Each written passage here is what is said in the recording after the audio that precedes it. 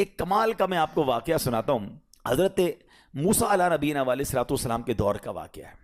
اللہ کریم نے آپ کو حکم دیا کہ اے موسیٰ فلاں علاقے میں جاؤ, میرے ایک ولی کا انتقال ہو گیا ہے, تو اس کا جا کر نماز جنازہ ادا کرو, غسل کفن کا انتظام کرو. آپ ادھر گئے, آپ نے جب غسل کفن کے لیے کوشش کی تو لوگ کہنے لگے آپ کدھر آ گئے, یہ تو بڑا گناہ گار, بڑا بدکار اور زمانے کا بیکار شخص ہے, آپ اس کا جنازہ پڑھنے آئے ہیں. بہرحال آپ نے وہ سارا کچھ کر دیا.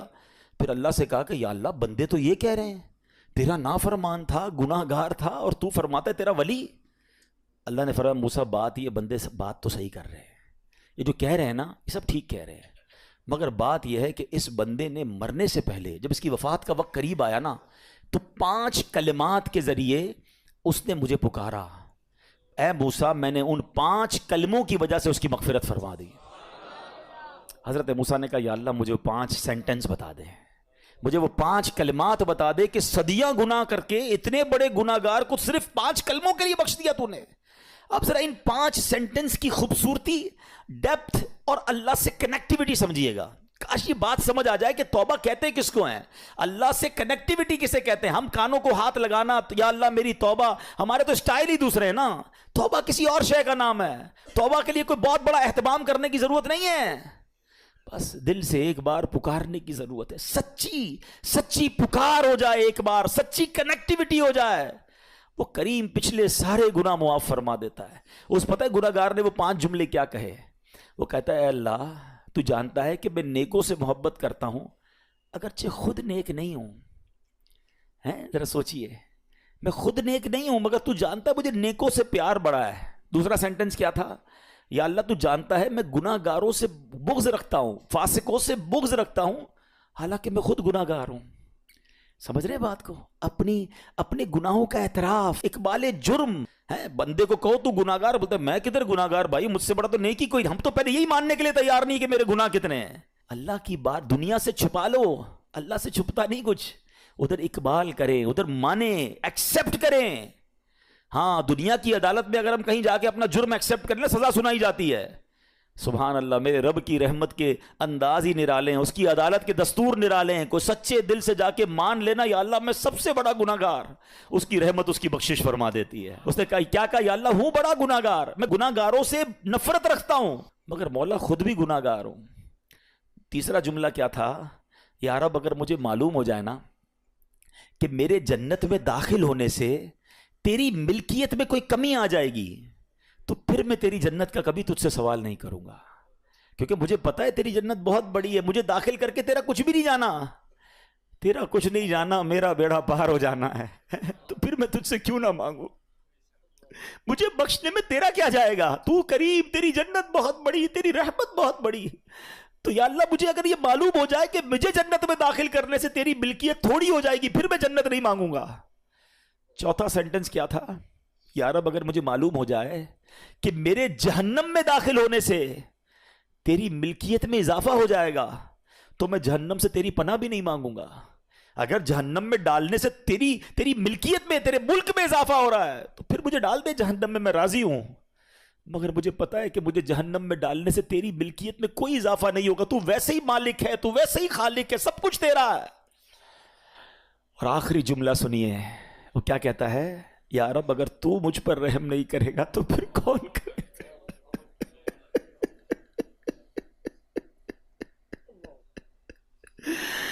اگر اللہ رحم نہیں کرے گا تو کون کرے گا.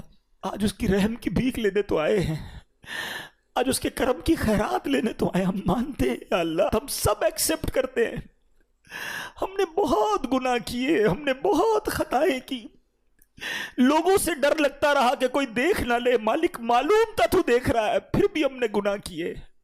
دروازے بند کر کے گناہ کیے, لائٹ آف کر کے گناہ کیے, علاقے تبدیل کر کے گناہ کیے. ہم سب مانتے ہیں مولا, مگر یہ پتا ہے ہمیں بخش دے گا تو تیری رحمت میں کمی نہیں آئے گی, تیرا جائے گا کچھ نہیں.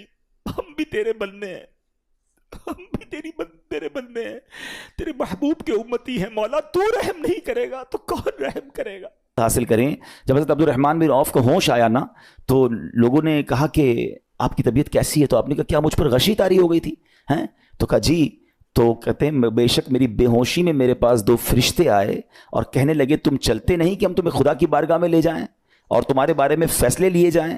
دوسرے فرشتے نے کہا انہیں لوٹا دو, یہ ان افراد میں سے ہے جن کے لیے ان کی ماؤں کے پیٹ میں ہی سعادت مندی لکھ دی گئی تھی, اور ان قریب اللہ تعالیٰ ان کے ذریعے ان کی اولاد کو جب تک چاہے گا نفع دے گا. اس کے بعد آپ رضی اللہ تعالیٰ عنہ 1 مہینہ مزید زندہ رہے, اس کے بعد انتقال ہوا. تو پتہ چلا کہ آپ کی والدہ نے نماز پڑھی, اللہ سے مدد مانگی اور آپ کو اللہ نے ایک نئی زندگی عطا فرمائی. تو آپ اپنی زندگی میں اس پریکٹس کو آج اس آیت سے دیکھیں, ہم نے کرنا کیا ہے. ہم جب بیان میں آئیں تو صرف بیان نہیں سننا ہے, ہم نے اللہ نے مجھے کہا کیا ہے. ہم اس ٹاپک کو لے کے اسی لیے چل رہے ہیں نا کہ میرے رب نے ڈائریکٹلی مجھ سے کیا بات کی ہے. تو آج اس آیت میں یہ لیسن مل رہا ہے کہ جب کسی پرابلم میں ہیں, کلیمٹی میں ہیں, تو اللہ کی طرف جانا ہے اور نماز سے مدد چاہنی ہے. وَاسْتَعِينُوا بِالصَّبْرِ وَالصَّلَاةِ. اچھا اب آپ دیکھیں پیارے آقا کی نماز کی کیسی عادت تھی. بادل گرجتے تھے, آندھی چلتی تھی, کسی بری خبر کی اطلاع آ رہی ہوتی تھی, نبی پاک نماز کی طرف چلے جاتے. اچھا مجھے بتائیں نماز استسقاء کیا ہے؟ بارش نہیں ہو رہی ہے, پیارے آقا نماز پڑھا رہے ہیں.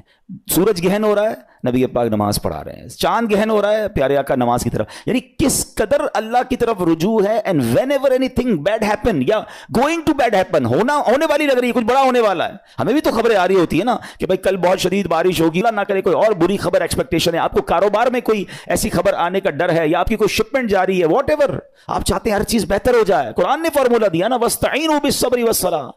اللہ نے ڈائریکٹلی مجھے اور آپ کو کہا ہے. تو from now on words make your practice کہ میں نے انشاءاللہ نماز سے مدد لینی ہے. اور آپ اپنی آنکھوں سے دیکھیں اور آپ اللہ سے عرض بھی کریں کہ اللہ تو نہیں قرآن میں کہا ہے مدد لے, میں نے کھڑا ہو گیا نماز کے لیے. تو نماز سے آپ نے مدد لینی ہے. اچھا اب اس کے بعد آیت کا جو سیکنڈ پارٹ ہے کہ صبر سے بھی مدد لینی ہے. اور آگے کیا فرمایا, ان اللہ مع الصابرین, اللہ صابروں کے ساتھ ہے. سبحان اللہ. اس کا مطلب یہ ہوا کہ اللہ تعالیٰ اپنے علم و قدرت کے ساتھ ویسے تو ہر کسی کے ساتھ ہے, لیکن یہاں صبر کرنے والوں کا خاص ذکر اس لیے ہوا تاکہ انہیں معلوم ہو جائے کہ اللہ تعالیٰ ان کی مشکلات کو دور فرما دے گا. مگر کرنا کیا ہے؟ صبر کرنا ہے. اچھا اب صبر کے بارے میں 2 باتیں بڑی اہم ہیں کہ صبر نارملی ہم جب بھی صبر کے بارے میں سنتے ہیں تو صبر ہم کہتے ہیں یار تکلیف آئی ہے صبر کرو, یقیناً یہ بھی صبر ہے, مگر صبر کی ایک اور قسم بھی ہے جو اس سے بھی سپیریئر ہے, جو اس سے بھی افضل ہے. اور وہ کیا ہے؟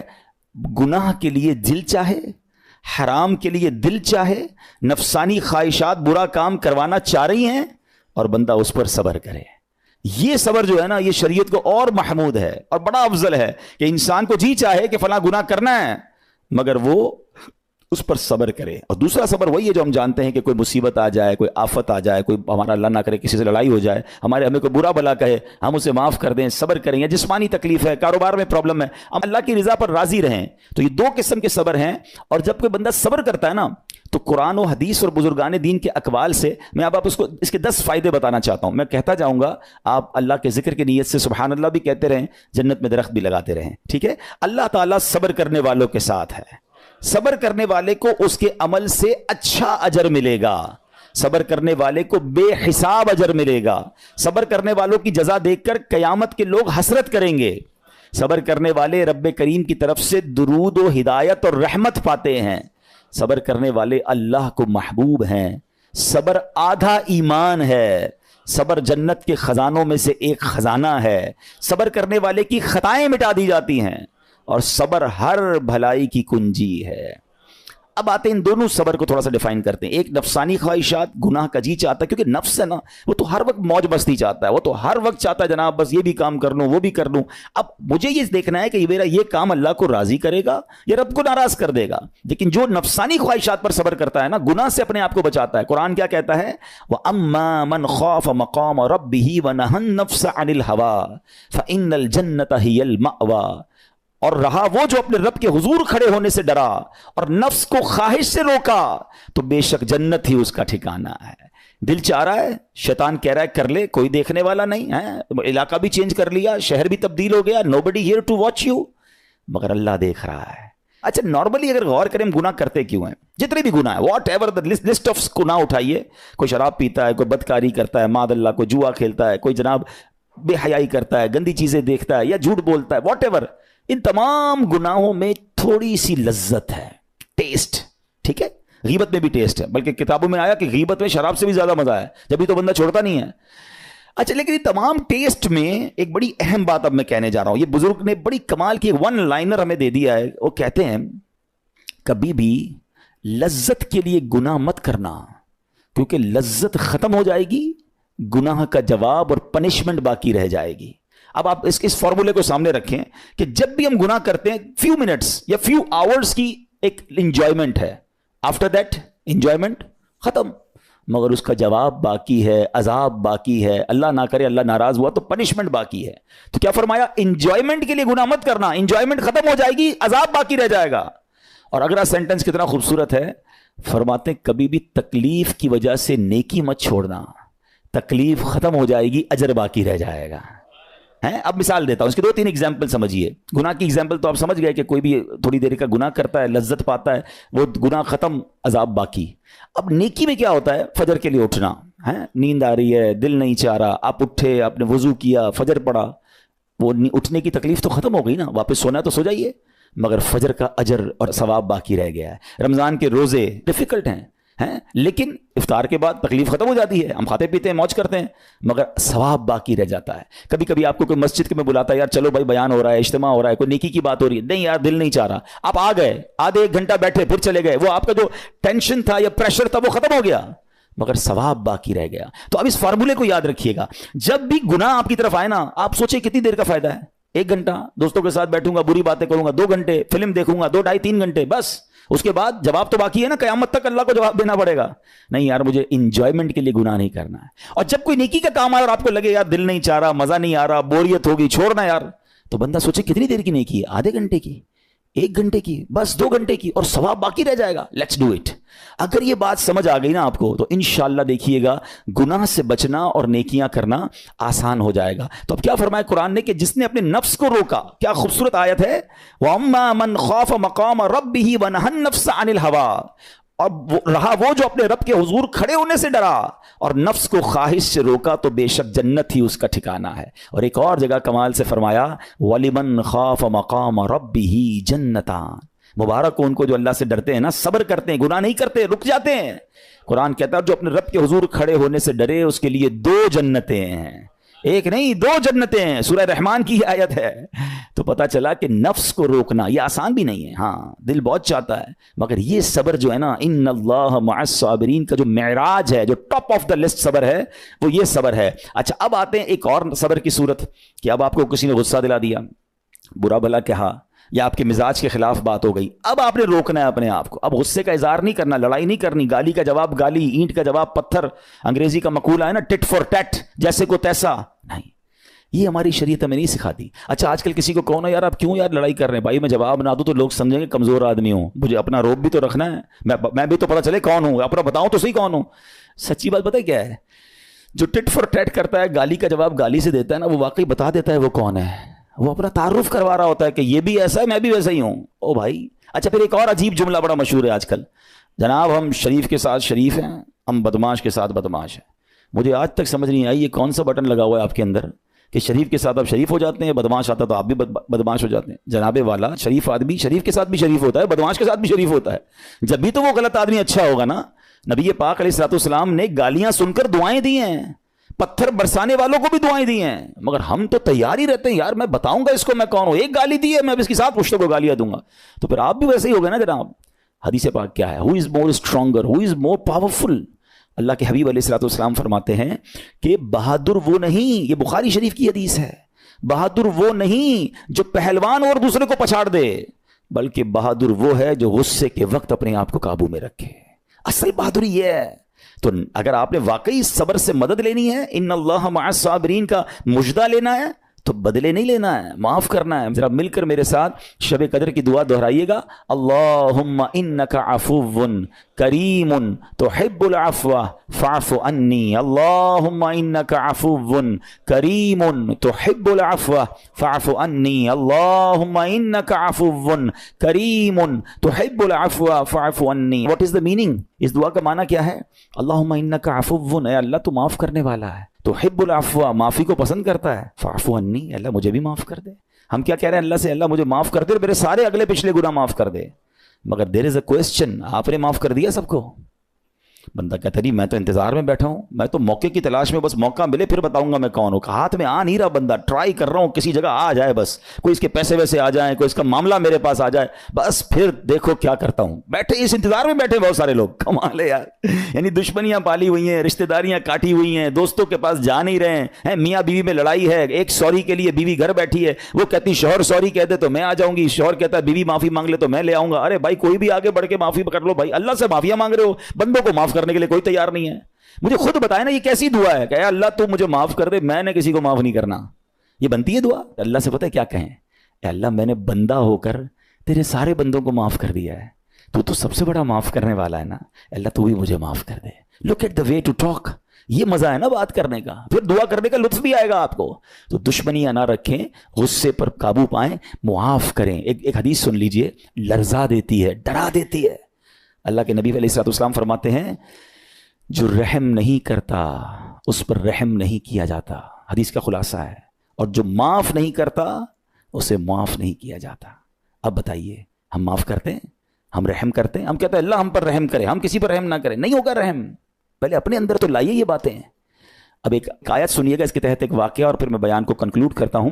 اللہ کریم ارشاد فرماتا ہے الذین ينفقون فی السراء والضراء والکاظمین الغیظ والعافین عن الناس واللہ یحب المحسنین. قرآن میں رب فرماتا ہے وہ جو خوشحالی اور تنگ دستی میں اللہ کی راہ میں خرچ کرتے ہیں. یہ بڑی خوبصورت بات ہے, یہ غریب اسلامی بھائیوں کے لیے بھی مدنی پھول ہے. امیر تو خرچ کرتا ہے نارملی, غریب خرچ نہیں کرتا اللہ کی راہ میں. ہمارے قبلہ مفتی قاسم صاحب نے تفسیر قرآن صراط الجنان میں ایک بڑی پیاری بات لکھی. آپ کہتے ہیں پوری دنیا کے امیروں کا سروے کر لینا, ان کی جو پیسے بڑھنے کی ایک وجہ یہ بھی ہوتی ہے کہ وہ کہیں نہ کہیں چیریٹی کر رہے ہوتے ہیں, مدد کر رہے ہوتے ہیں. وہ مدد اور وہ نیکی ان کے پیسے بڑھا رہی ہوتی ہے. اور پوری دنیا کے غریبوں کا سروے کریں تو ان میں سے بڑی تعداد وہ جو خرچ ہی نہیں کرتی اللہ کی راہ میں. کہتے ہیں ہم کیا خرچ کریں, ہم تو غریب ہیں, ہم پر لوگ خرچ کریں. میں آپ کو فارمولہ دے رہا ہوں اور یہ قرآن سے دے رہا ہوں. جو تنگی میں بھی اللہ کی راہ میں خرچ کرتے ہیں, جو خوشحالی میں بھی خرچ کرتے ہیں. آپ تنگی میں آپ روپیہ خرچ کریں, یہ نہیں کہتے آپ 10,000 روپے خرچ کریں, جتنی آپ کی حیثیت. یہ کاروبار ہے, آپ 1 روپیہ دیں گے اور آئے گا, آپ 10 روپے دیں گے اور آپ کسی نہ کسی نیکی کے کام میں خرچ کرتے رہیں, آپ غربت سے باہر آ جائیں گے. If you want to take out yourself from that problem, آپ آئیں اللہ کی راہ میں خرچ کرنا شروع کریں. قرآن کہہ رہا ہے کہ جو تنگی اور خوشحالی میں اللہ کی راہ میں خرچ کرتے ہیں. اور اگلا پارٹ کتنا خوبصورت ہے, فرمایا والکاظمین الغیظ والعافین عن الناس, فرمایا اور غصہ پینے والے اور لوگوں سے درگزر کرنے والے. انعام کیا ہے, واللہ یحب المحسنین, اور اللہ نیک لوگوں سے محبت فرماتا ہے. اور پھر ہاں زندگی میں کلیمٹیز, پرابلم, بیماریاں, مشکلیں, قرآن خود کہتا ہے کہ من قریب تمہیں آزمائیں گے. کبھی بیماری آئے گی, کبھی بھوک آئے گی, کبھی مال کم ہو جائیں گے, کبھی ڈسٹربنس آئے گی, خوف آ جائے گا. تو بی ریڈی فار دیٹ, صبر کرنا ہے, کیونکہ اللہ نے فرمایا وبشر الصابرین, صبر کرنے والوں کے لیے خوشخبری ہے. تو اللہ کرے کہ یہ بات ہمیں سمجھ آ جائے اور ہم اس آیت پر عمل کرنے والے بن جائیں تو زندگی بڑی آسان ہو جائے گی. یہاں ایک میں عقیدے کی بات بھی کلیریفائی کر دوں. کچھ لوگوں کو بعض اوقات کنفیوژن ہوتی ہے یا لوگ کنفیوژن کریٹ کرتے ہیں. مجھے ایک بات بتائیے گا کہ اللہ کیا کہہ رہا ہے, وَاسْتَعِينُوا بِالصَّبْرِ وَالصَّلَاةِ, اے ایمان والو صبر سے اور نماز سے مدد چاہو. کیا صبر اور نماز خدا ہیں؟ بتائیے, نہیں ہے نا, اللہ تو نہیں ہے. ہم صبر اور نماز کی عبادت تو نہیں کرتے. تو جب قرآن کہہ رہا ہے کہ صبر اور نماز سے مدد مانگو, تو غیر اللہ سے مدد مانگنے کا درس تو ہمیں قرآن دے رہا ہے. تو اس کا مطلب یہ ہوا کہ اللہ کے سوا کسی چیز سے یا کسی شخصیت سے مدد لینے کا مقصد یہ نہیں ہوتا کہ ہم اس کی عبادت کر رہے ہیں. اگر آج کے دور میں کوئی اللہ کے نبی سے کہتا ہے کہ یا رسول اللہ انظر حالنا, یا بھر دو جولی میری یا رسول اللہ, تو یہاں کوئی شرک کی بات نہیں ہے. کیوں کہ یہاں یہ نیت نہیں ہے کہ ہم ان کو خدا مان رہے ہیں, یا یہ بھی نیت نہیں ہے. ایک بات, ایک عقیدہ کلیئر کر دیتا ہوں. پوری دنیا میں عاشقان رسول کا یہی عقیدہ ہے کہ کوئی نبی, کوئی صحابی, کوئی ولی اپنی طرف سے کسی کو کچھ نہیں دے سکتا. وہ سب رب کے محتاج ہیں, اللہ کسی کا محتاج نہیں ہے. جو اللہ کا ہے وہ اس کا اپنا ہے. ہاں اللہ نے اپنے مخصوص بندوں کو کچھ عطائیں کی ہوئی ہیں, کچھ پاورز دیے ہوئے ہیں, وہ اللہ کی عطا سے اگر کسی کو تقسیم کرتے ہیں تو اس میں کوئی پرابلم نہیں ہے. قرآن کہہ رہا ہے اے ایمان والو صبر اور نماز سے مدد چاہو. یہاں ایک اور بات سمجھنی ہے. دنیاوی طور پہ بھی کیا ہوتا ہے کہ آپ کسی باس ہوتا ہے, اپنے کسی مینیجر کو پاور آف اٹارنی دے دیتا ہے کہ یہ تمہارے پاس اس پراپرٹی کا پاور ہے, تمہارے پاس فلاں چیز کا پاور ہے. وہ اس پاور کے بہاف پر وہ کام کر دیتا ہے, مگر کوئی یہ نہیں کہتا کہ he is the owner. Actually he have attorney, he have power of attorney.